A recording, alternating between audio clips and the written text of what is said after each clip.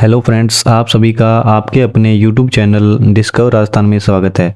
जैसा कि आप सभी को पता है कि हम इसमें साइंस की क्लासेस कर रहे थे। लास्ट क्लासेस में हमने कोशिका के बारे में जाना था, तो हमने कोशिका के बारे में बेसिक बातें की थी। जैसे कोशिका की खोज किसने की है? रॉबर्ट हुक ने की है। किसने की है? रॉबर्ट हुक ने, है ना। कोशिका की खोज किसने की है? रॉबर्ट हुक ने। और जीवित कोशिका की खोज किसने की है? एंटोन वॉन ल्यूनहोक ने। हमने पढ़ा था कि सबसे बड़ी कोशिका का उदाहरण क्या है? शतुरमुर्ग का अंडा। और सबसे छोटी कोशिका का उदाहरण क्या है? माइकोप्लाज्मा। तो आज हम पढ़ेंगे कोशिकांग। अब देखो कोशिकांग क्या होता है। ये मान लो कि आपकी क्या है? कोशिका। ये क्या है? हमारी कोशिका। अब कोशिका के अंदर कुछ अंग उपस्थित होते हैं। कोशिका में क्या होते हैं? कुछ अंग होते हैं, तो उसी को क्या बोलते हैं? कोशिकांग। कोशिका के अंग क्या कहलाते हैं? कोशिकांग। अब देखो हम अपनी परिभाषा देखते हैं। कोशिका में उपस्थित संरचनात्मक घटकों को कोशिकांग कहते हैं। अब देखो इनकी कुछ ना कुछ संरचना होगी ना। जैसे ये माइटोकॉन्ड्रिया है, माइटोकॉन्ड्रिया की संरचना इस प्रकार है। ये मान लो गोल्जी काय है, गोल्जी काय की संरचना इस प्रकार है। तो इसका कुछ ना कुछ संरचना है। तो इसकी परिभाषा क्या बन गई? कोशिका में उपस्थित संरचनात्मक घटकों को क्या बोलते हैं? कोशिकांग। अब कोशिकांग क्या क्या होते हैं? जैसे माइटोकॉन्ड्रिया, राइबोसोम, गोल्जी काय, हरित लवक और लाइसोसोम। ये सभी क्या है? ये हमारे सभी के सभी क्या है? कोशिकांग है। अब देखो जो आपके मोस्ट कोशिकांग है उनके बारे में हम पढ़ लेते हैं। सबसे पहले आपका क्या आता है? सबसे पहले आपका आ गया सेल वॉल, यानी कि कोशिका भित्ति। देखो कोशिका भित्ति के बारे में आपको जानकारी में ये पता होना चाहिए। आपका डायरेक्ट क्वेश्चन बनता है कि कोशिका भित्ति है वो किसके बनी होती है? कोशिका भित्ति किसकी बनी होती है? सेल्यूलोज की। किसकी बनी होती है? सेल्यूलोज की। ये आपको याद रखना है, बहुत इंपॉर्टेंट क्वेश्चन बनता है आपका। कोशिका भित्ति किससे बनी होती है? सेल्यूलोज की। और ये जो कोशिका भित्ति है ना, ये केवल पादपों में पाई जाती है। कोशिका भित्ति है जो केवल पादपों में पाई जाती है। ये आपकी एनिमल्स में नहीं पाई जाती, ये केवल पादपों में ही पाई जाती है। अब ये जो कोशिका भित्ति है, सेल वॉल, वॉल का मतलब क्या है? दीवार। तो ये क्या होती है? सबसे भारी आवरण होता है हमारे शरीर का। क्या हमारी कोशिका क्या होता है? सबसे भारी आवरण। यदि भारी आवरण है तो वो क्या करेगा? हमारी रक्षा करेगा। जो बाहर से आने वाले आघात हैं उनसे क्या करता है? हमारी रक्षा करता है। इसमें तो आपको ये बात याद रखनी है कि जो कोशिका भित्ति है ये किस में पाई जाती है? केवल पादप कोशिका में पाई जाती है। और किससे बनी होती है? ये सेलुलोज से बनी होती है। अब उसके बाद आ गया हमारा नेक्स्ट क्या है हमारा? कोशिका झिल्ली। अब देखो कोशिका झिल्ली और कोशिका भित्ति में क्या डिफरेंस है? जो कोशिका झिल्ली है ना, वो आपकी प्लांट सेल पादप में भी पाई जाती है और एनिमल्स में भी पाई जाती है। जो आपकी सेल मेम्ब्रेन यानी कि कोशिका झिल्ली है वो किस में पाई जाती है? प्लांट में यानी कि पादपों में भी पाई जाती है और एनिमल्स में भी पाई जाती है। ये दोनों में पाई जाती है। और कोशिका भित्ति आपकी ओनली प्लांट में ही पाई जाती है। अब देखो जो कोशिका झिल्ली है ये किससे मिलकर बनी होती है? ये एक तो प्रोटीन से मिलकर के और वसा से मिलकर बनी होती है। कोशिका झिल्ली प्रोटीन और वसा से मिलकर बनी होती है। कोशिका के बाहर झिल्ली के रूप में होती है। अब जो आपकी सेल मेम्ब्रेन है ये किस प्रकार स्थित होती है? कोशिका के बाहर एक झिल्ली के रूप में होती है। नाम से पता लग रहा है तो ये क्या है? कोशिका झिल्ली है, तो झिल्ली के रूप में ही ये अपने सेल के अंदर उपस्थित होती है। उसके बाद इसका आ गया कार्य क्या? आणविक गतिविधियों को नियंत्रण करता है। ये क्या करता है? आणविक गतिविधियों को नियंत्रण करता है। आपको इसके बारे में ये याद रखना है कि ये वसा और प्रोटीन से मिलकर बनी होती है। और उसके अलावा आपको याद रखना है कि ये दोनों में पाई जाती है, प्लांट में भी पाई जाती है और एनिमल्स में भी पाई जाती है। लेकिन जो कोशिका भित्ति है वो केवल किस में पाई जाती है? प्लांट में पाई जाती है। अब आ गया आपका मोस्ट इंपोर्टेंट, ये जो माइटोकॉन्ड्रिया है ना, ये आपका मोस्ट इंपॉर्टेंट कोशिकांग है। इस पे स्टार लगा लो। माइटोकॉन्ड्रिया के बारे में आपको क्या क्या पता होना चाहिए? सबसे पहले पता होना चाहिए कि माइटोकॉन्ड्रिया की खोज किसने की है? माइटोकॉन्ड्रिया की खोज की है अल्टमान ने। किसने की है? अल्टमान ने। माइटोकॉन्ड्रिया की खोज किसने की? अल्टमान ने। अब देखो इसने इसकी खोज तो कर दी, बट क्या है कि इसका नामकरण नहीं किया। इसका नाम किसने दिया है? नाम दिया है सी बेंडा ने। किसने दिया? सी बेंडा ने। और माइटोकॉन्ड्रिया में से एक ये आपका बहुत ही महत्वपूर्ण क्वेश्चन बनता है कि माइटोकॉन्ड्रिया को क्या बोला जाता है? कोशिका का शक्तिगृह। कोशिका का शक्तिगृह किसे बोला जाता है? माइटोकॉन्ड्रिया को। और इसके अलावा आपको इंग्लिश में भी याद रखना है power house of cell. Power house of cell किसको बोला जाता है? माइटोकॉन्ड्रिया को। इंग्लिश में भी आपको याद रखना है, क्योंकि कई बार क्या है कि आपको हिंदी में नहीं देता, डायरेक्ट इंग्लिश में ही दे देता है कि पावर हाउस ऑफ सेल किसे बोलते हैं। तो आपको ऑप्शन दे देगा राइबोसोम, माइटोकॉन्ड्रिया, गोल्जी काय। तो आपने क्या करना है? माइटोकॉन्ड्रिया। माइटोकॉन्ड्रिया की खोज किसने की? अल्टमैन ने, और इसका नाम दिया सी बेंडा ने, और इसी को क्या बोलते हैं? पावर हाउस ऑफ सेल, यानी कि कोशिका का शक्ति ग्रह। अब देखो इसे कोशिका का शक्ति ग्रह क्यों बोलते हैं, ये भी आपको बता देते हैं। जैसे मान लो कि अपने अपने शरीर में क्या होता है, अपने अंदर श्वसनीय एंजाइम पाए जाते हैं। क्या पाए जाते हैं? श्वसन लेने के लिए एंजाइम पाए जाते हैं, जिसको क्या बोलते हैं? श्वसनीय एंजाइम। अब इनमें क्या होता है? इनमें इलेक्ट्रॉन्स का स्थानांतरण होता रहता है। इसमें क्या होता है? इलेक्ट्रॉन्स का स्थानांतरण होता रहता है, और इलेक्ट्रॉन के स्थानांतरण होने से किसका निर्माण होता है? ऊर्जा का निर्माण होता है। किसका निर्माण होता है? ऊर्जा। अब जो माइटोकॉन्ड्रिया में जो ऊर्जा संचित होती है वो किसमें होती है? एटीपी में। किसमें होती है ऊर्जा संचित? एटीपी में। एटीपी में क्या होती है? ऊर्जा संचित। इसीलिए इसको क्या बोला जाता है? Power house of cell. इसमें क्या होती है? एटीपी में ऊर्जा संचित होती है। और एटीपी का पूरा नाम क्या है? पूरा नाम भी लिख लो इसका। पूरा नाम है इसका एडिनोसिन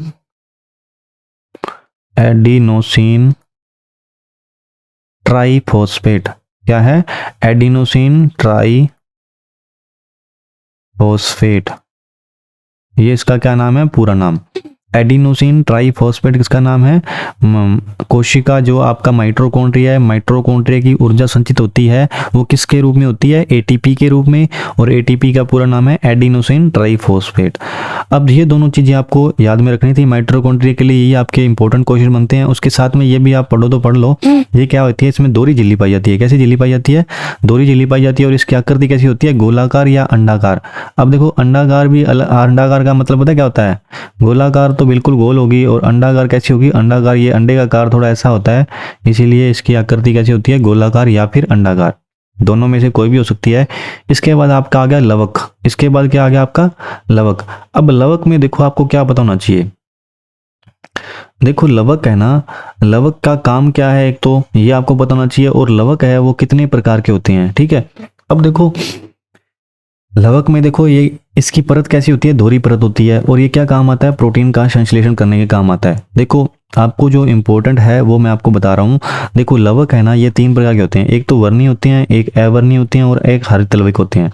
अब देखो वर्णी कैसे होती हैं? वर्णी लवक ऐसे होते हैं जिन पर क्या होता है? सूर्य का प्रकाश पहुंचता है, जिन पे सूर्य का प्रकाश पहुंचता है। वर्णी कौन से होते हैं? जिन पर सूर्य का प्रकाश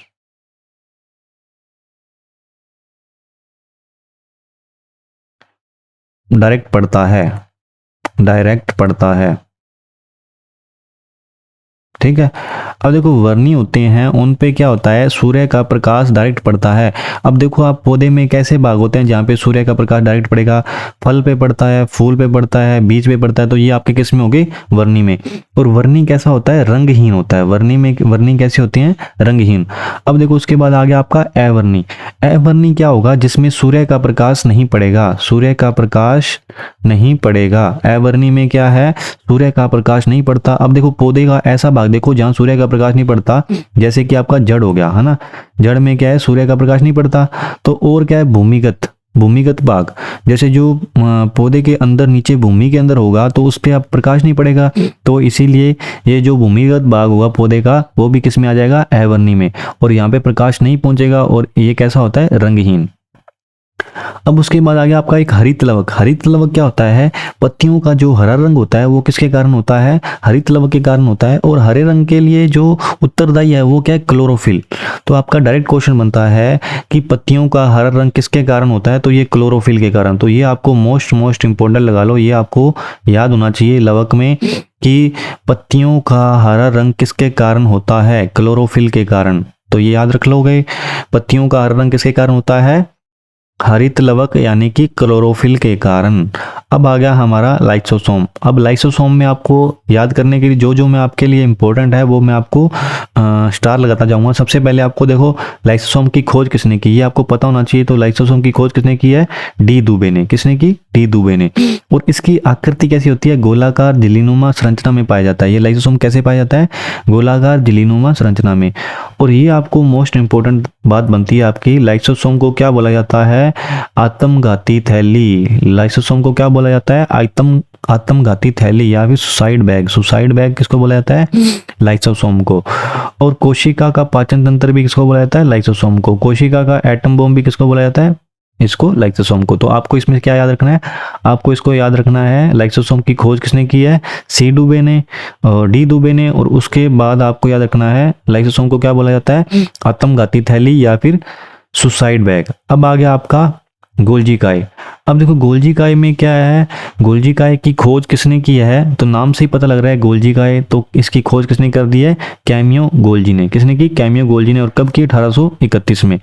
अब ये पादों के जो छोटे छोटे टुकड़ों में पाया जाता है, गोल्जी काय होता है ना, जो किसमें पाया जाता है? पादपों में छोटे छोटे टुकड़े होते हैं, उसमें पाए जाते हैं। और उसी को क्या बोलते हैं? डिक्टियोसोम। क्या बोलते हैं? डिक्टियोसोम। अब इसका कार्य क्या है? कार्य है कोशिका भित्ति व कोशिका के प्लेट का निर्माण करना। और उसके बाद आपका मोस्ट इंपोर्टेंट आ गया आपका राइबोसोम। तो राइबोसोम के बारे में भी आपको पता होना चाहिए, इसको मोस्ट इंपोर्टेंट लगा लो। राइबोसोम में सबसे पहले आपको पता होना चाहिए राइबोसोम की खोज किसने की। तो खोज किसने की है इसकी? पैलेडे ने। राइबोसोम की खोज किसने की है? पैलेडे ने।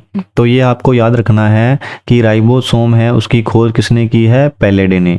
और इसके अलावा इंपॉर्टेंट क्या है? इसके अलावा ये खोजकर्ता से भी ज़्यादा इंपॉर्टेंट है, आपको याद रखना है राइबोसोम को क्या बोला जाता है? प्रोटीन की फैक्ट्री। प्रोटीन की फैक्ट्री किसको बोला जाता है? राइबोसोम को। अब देखो राइबोसोम को ना दो भागों में बांटा गया है सेंडिमेशन कोफिशिएंट के आधार पे। सेंडिमेशन कोफिशिएंट क्या होता है? सेंडिमेशन कोफिशिएंट होता है, जैसे मान लो कि आपने एक बकेट ले ली, बकेट के अंदर पानी है, ठीक है, बकेट के अंदर क्या है? पानी है। अब आप इसमें डालोगे राइबोसोम को डालोगे, यदि जो कोई नीचे बैठ जाएगा, जो भाग नीचे बैठ जाएगा वो क्या होगा? बड़ा होगा। और या क्या होगा? बड़ा होगा। और जो ऊपर की ओर रह जाएगा, जो धीरे धीरे नीचे जाएगा, वो क्या हो जाएगा? आपका छोटा हो जाएगा। इस आधार पे इसको दो भागों में बांटा गया है, एक तो है 70s और एक है 80s। अब देखो नाम से पता लग रहा है 70s है तो 70 क्या होगा? छोटा होगा। 80 है तो बड़ा होगा। अब जो छोटा है उसको क्या बोलते हैं? प्रोकैरियोटिक। और बड़ा है उसको क्या बोलते हैं? यूकैरियोटिक। अब इसमें इसको प्रोकैरियोटिक और यूकैरियोटिक के बारे में आपके सिलेबस में इतना नहीं है, बट आपको बता देता हूँ। जो प्रोकैरियोटिक होता है, छोटा भाग होता है, जिसको किसके द्वारा दिखा जाता है? टेलीस्कोप के द्वारा देखा जाता है। टेलीस्कोप, ठीक है, टेलीस्कोप के द्वारा देखा जाए उसको क्या बोलते हैं? प्रोकैरियोटिक। और जिसको अपने डायरेक्ट नगन आंखों से देख लेते हैं उसको क्या बोलते हैं? यूकैरियोटिक। अब इसके बाद आपका आ गया केंद्रक। केंद्रक में भी आपको कुछ बातें याद होनी चाहिए, वो अपने देख लेते हैं। अब देखो केंद्रक की खोज किसने की थी? केंद्रक की खोज की थी रॉबर्ट ब्राउन ने। और कोशिका की खोज किसने की थी? रॉबर्ट हुक ने। कोशिका की खोज किसने की थी? रॉबर्ट हुक ने। रॉबर्ट हुक ने किसकी खोज की थी? कोशिका की। और ये केंद्रक है, केंद्रक की खोज किसने की है? रॉबर्ट ब्राउन ने। तो इसको आप मिक्स मत कर देना। ये किसकी खोज है? ये है कोशिका की, ठीक है। कोशिका की खोज किसने की है? रॉबर्ट हुक ने। और केंद्र की खोज कितनी है? रॉबर्ट ब्राउन ने। अब इसको क्या बोला जाता है? Brain of cell. मतलब कि इसको बोलते हैं हमारे दिमाग की एक कोशिका बोलते हैं। और ये क्या करता है? कंट्रोल करता है, हमारी बॉडी को क्या करता है? कंट्रोल करता है। और कंट्रोलर भी कहा जाता है। अब केंद्रक में क्या पाए जाते हैं? क्रोमोसोम पाए जाते हैं। और क्रोमोसोम में क्या पाया जाता है? डीएनए और आरएनए। डीएनए की फुल फॉर्म क्या है? डीऑक्सी राइबो न्यूक्लिक अम्ल। डीऑक्सी राइबो न्यूक्लिक अम्ल। न्यूक्लिक अम्ल, ये तो आपकी क्या होगी? डीएनए की फुल फॉर्म। और आरएनए क्या होती है? आरएनए की होती है राइबो न्यूक्लिक अम्ल। क्या होती है? राइबो न्यूक्लिक अम्ल, ठीक है। डीएनए और आरएनए की फुल फॉर्म आपको याद रखनी है, ये आप स्टार लगा लीजिए, इसको आप मोस्ट इंपोर्टेंट है, ये आपके डायरेक्ट क्वेश्चन पूछता है। और डीएनए के और आरएनए के बारे में हम विस्तृत में चर्चा अपने अगले लेक्चर में करेंगे। तो आज की क्लास आपकी यहीं पे समाप्त होती है। आशा करता हूँ कि आपको अच्छे से समझ में आई होगी। तो आप सभी का हमारे साथ जुड़े रहने के लिए बहुत बहुत धन्यवाद। यदि आपको हमारा कंटेंट अच्छा लग रहा है तो आप ज़्यादा से ज़्यादा सब्सक्राइब करें और शेयर करें। आप सभी का बहुत बहुत धन्यवाद।